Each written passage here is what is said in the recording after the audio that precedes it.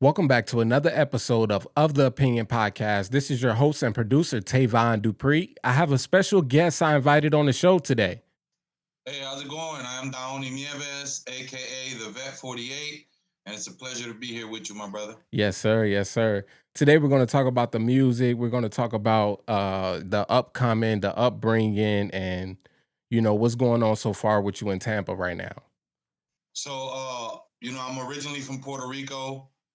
Uh, then I lived there till I was about 9 years old, and I moved to Cleveland, Ohio. Okay. I was in Cleveland, Ohio till I was 21, and when I was 21, I came to Tampa. Originally, it was St. Pete, Right. so I lived in St. Pete for about 10 years. Loved it there, and then moved to Tampa, and I've been here for about 10 years. Okay. And the city's grown on me, So just working. Recently, about 3 years ago, I entered the live event space. Yes. And that's where I met you at. Absolutely. Before that, really most of my work was in the studio, recording myself, mixing myself, writing my songs, and doing my music. But then I got into the live event space, and it's been a great ride seeing the other side of it, the Right. performance side of it, Yeah. all the And the moving parts production that go side of into. it. Yeah, yeah. Yeah. Yeah. Just seeing all the moving parts that go into putting the show together. Like even before, as a performer, I would show up to a venue to perform. I never really thought about who set up the stage, who put up the lights, who Man, routed the microphones, who none of that. it I wasn't just even went a in there thought. and performed. Yep. Yeah, I just went Yeah. in there and performed. Yeah. So now seeing the other side, it's a blessing to see the performance side of the creative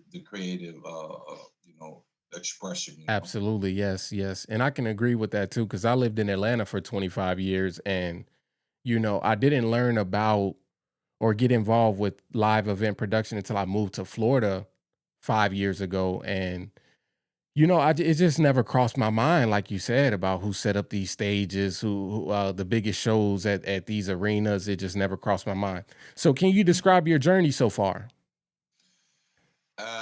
In life or musically? Include both. Yeah, I mean it's been a great ride. I came from humble beginnings. Always music was always a part of my life. I grew up on salsa, merengue, bachata. That's what I grew up on. When I reached my teenage years, that's when I really got into the hip hop aspect of the music, and that allowed me to create my own music, and that Right. was the start of my creative journey. Absolutely. Was expressing my own thoughts and putting them down on paper. Started with freestyling. My brother Noe, aka Mr. Snow, who's the one that got me into music. He's still making music to this day. He used to battle me. I didn't even know how to rap. He just battled me, and he Right. just sit in front of me, da da da, because he started experimenting with music. And I'm like, man, I gotta get back at him. So it just started like one or two lines, and then that turned into three or four lines, and before you know it, we were freestyling for hours, just back and forth, bah, bah, bah, bah. Yeah.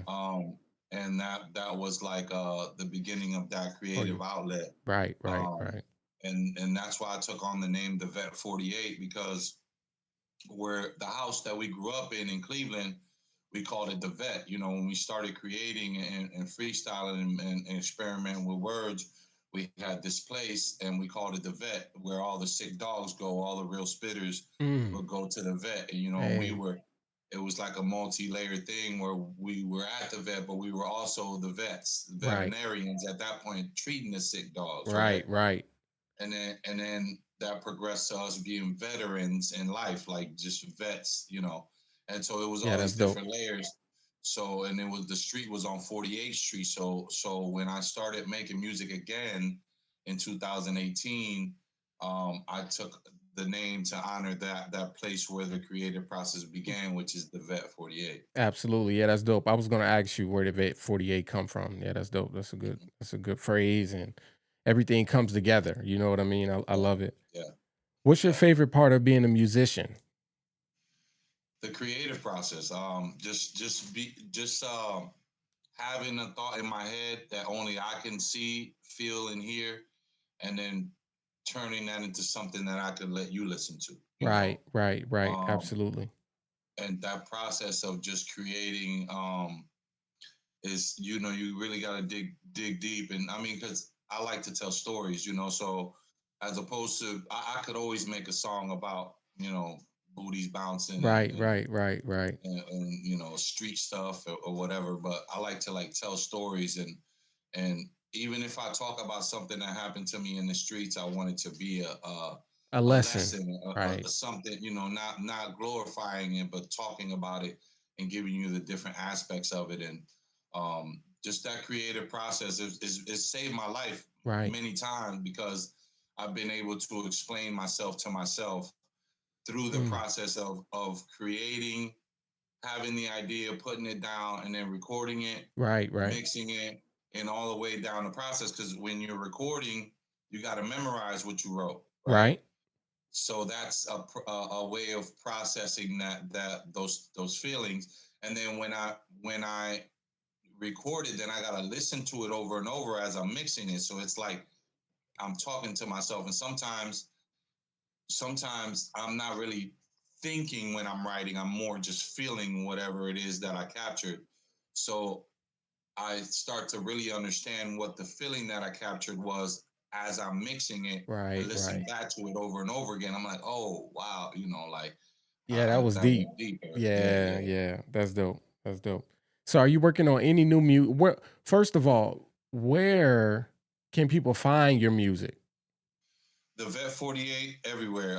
It's THEVETT 48.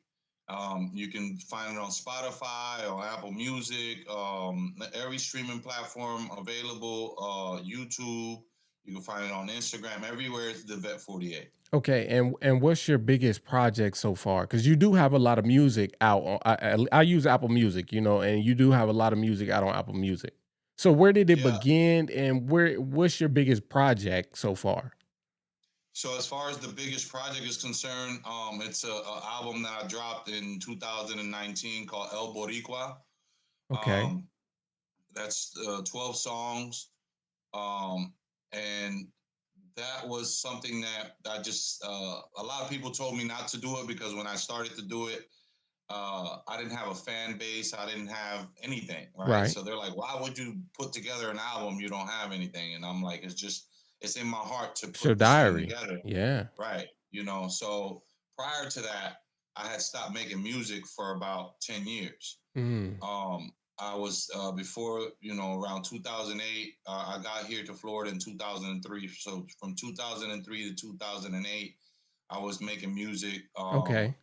I was part of a group called Above the Rest here in Tampa, which was like Okay. a big mixture of, the main two guys were reggaeton and salsa merengue. One was a singer, one was a rapper, Smooth and Joe Rock.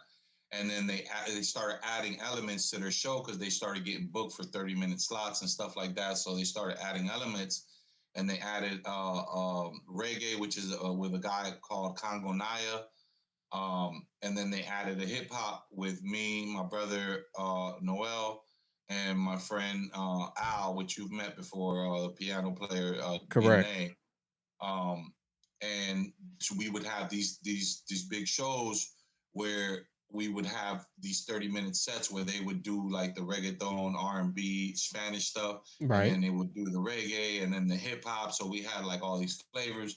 We had dancers and everything. It was a great experience. I performed at some of the biggest stages here in In Tampa. Tampa Yeah. doing that.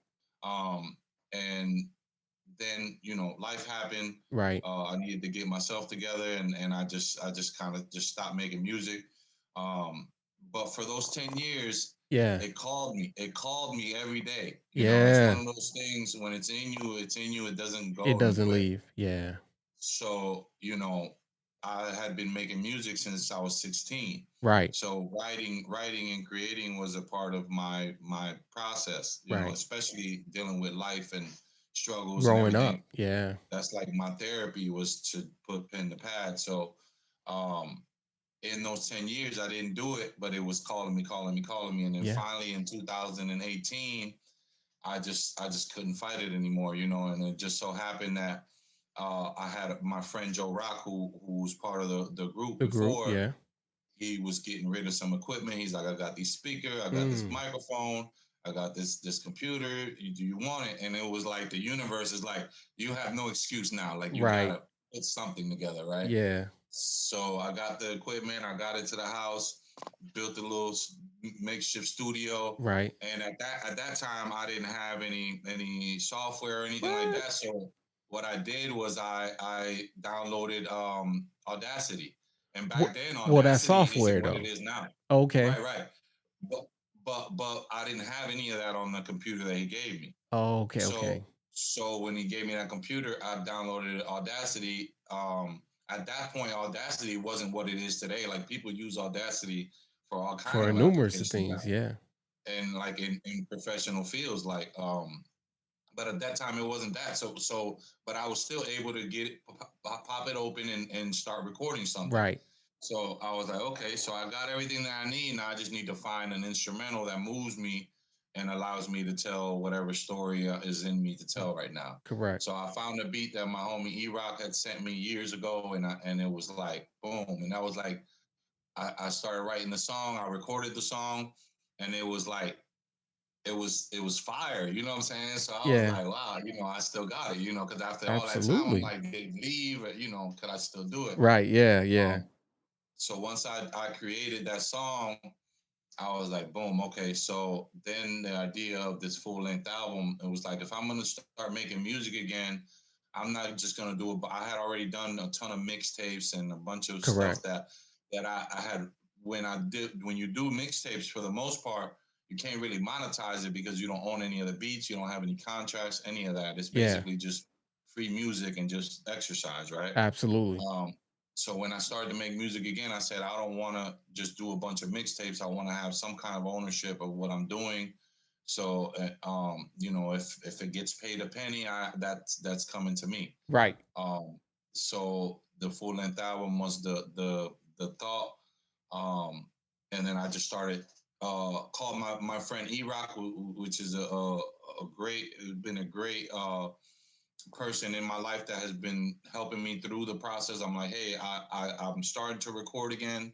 What do I need? So he built me a computer with a ton of programs in it. Nice. He told me what microphone I needed. He told me this and that. Even then, at that point, I knew how to record myself and everything, but I didn't really know how to mix or Right. or how to use the EQ properly or Right. any of that Correct. stuff. Correct. So he would be like, I would call him and be like, man, this is what I'm trying to do, and he'd be like, I could do it for you, but you could do it, Right. right? And he would just give me some pointers. Here, open this up, look at this, look at that, and then I would just run with it. Absolutely. And then so I set up a quality studio, Mm-hmm. and then I started the journey of trying to put together this album called El Boricua. Right. I started shopping for beats. I found a lot of beats online that I was actually able to get contracts for. Nice. And then August 2019, I dropped the full length album El Boricua, and that was like the The big. first Yeah. official like Okay. music. Okay. Nice. Mhm. Nice. Nice. Do you have any hip hop influencers? Influences as far as that what influenced me to start hip hop. Not necessarily start, but like, just being a rapper, who's a hip hop artist that has influenced you or more. Oh, oh, Yeah, yeah, oh, yeah. yeah, yeah, yeah, Inspired yeah. you I rather. mean, yeah, Yeah, yeah. I yeah. mean, when I started listening to hip hop, the stuff that moved me, Redman Yeah. was big for me. Nice. Um, Obviously Yeah. Nas, um, Biggie, Yes, sir. all of that stuff, Tupac. Yeah. Um, I have a friend Rasheen, Yeah. and we would go to his house, and he would like get all the new music. Like he would always like he was on point, like with Yeah. all the new music, and he would expose me to new stuff. My brother Noe, Nice. um, and but really, Method Man, Redman, uh, Biggie, Tupac, Yeah. Boot Camp Click. Nice, nice. Uh, Any artists from you know, Cleveland? from Cleveland, obviously Bone Thugs and Obviously, Harmony. yeah, yeah. But that was a little bit later Oh, in okay, the okay. process. When it first started, really there was nobody from Cleveland that I was following like that. Oh, okay, okay, okay. Um, but once Bone Thugs and Harmony came, it was like, oh, Yeah, it right. was like the And hometown then heroes came. yeah, it was like, without even realizing it, like we kind of had, I guess that form of rap was already kind of floating in the city. Right, right, It right, right, wasn't like right. once they hit the mainstream, then I really got hit to them. But like in the city, like that, in the Midwest in general, like that kind of faster, Correct. kind of Yeah. Yeah, like like that. Twister. Correct. Yeah, Yeah. yeah. And then in my form of writing, in a sense, like I like to like jam a bunch of things. I'm not necessarily going like "Taka, taka, taka" all the time, Right. but I'm able to like put a lot of content into 16 bars to make it feel like it's longer, Absolutely. just in the way that I play with the words and everything. But and I am able to do some of the faster flow as well, which I enjoy doing from time to time on a song where I'll kind of start going slow and then Yeah, speed it up switching up and the come back flow. and Yeah. yeah, yeah, yeah. Absolutely. To generate engaging content, what are you currently working on now? So right now, currently, the main thing that I'm doing is posting shorts. Yeah. Uh, I have 10 official music videos out right now. So Nice. what I did, thank you. Yes, So sir. what I That's an did was achievement for real. I took those videos and I turned them into clips, right? So I took Correct. let's say a 3 minute video and I turned it into three clips, right? Absolutely. Three 1 minute clips, and then so with 10 videos, you already know I got a fair amount of content when I break it down into clips. Absolutely. So I'll post those on my story, um, and then just the consistency of posting it regularly, the algorithm starts to recognize that. And I wasn't really doing that as much prior. When I Right. first dropped El Boricua, I was doing marketing campaigns through Google and Okay. through Facebook and Facebook. Yes. everything. Yeah. hmm And then once I got the numbers up, then the algorithm started to promote me itself, Nice. and I Right. started to get added to like Spotify playlists and things like this. Um, but then life happened, hard times, and I didn't have the money to continue to put those ads out. Um, which is something that now, as I'm getting things back in order, I understand that part of it, so I know how to run those campaigns and get them up and running. I have over 500,000 streams on El Boricua, Oh, wow. uh, and that's with very little, Promotion. marketing dollars. Marketing Yeah. promotion. Yes, sir. Yes, sir. Do you think artists today have to be digital creators? Yeah, I mean, yeah, Absolutely. I think so there's too. really no way around it in some way or form.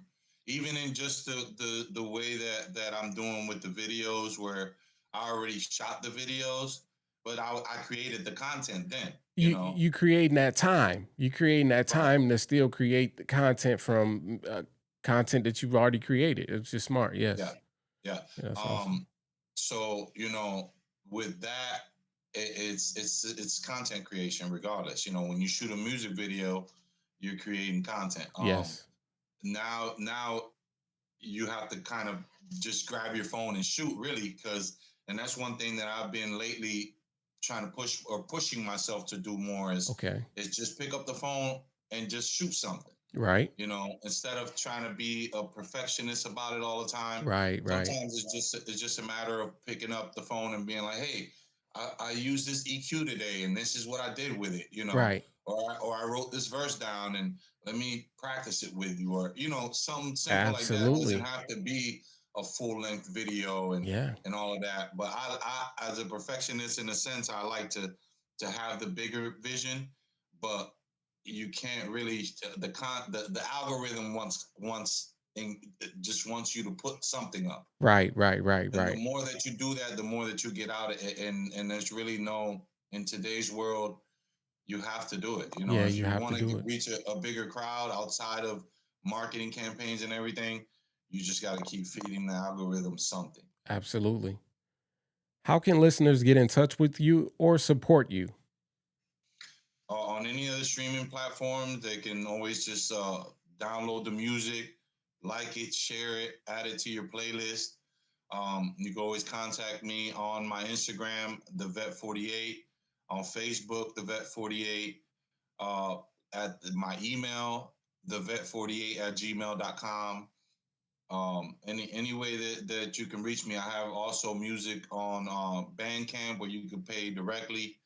Uh, I am in the works of putting together an official website where you could download the music directly from there.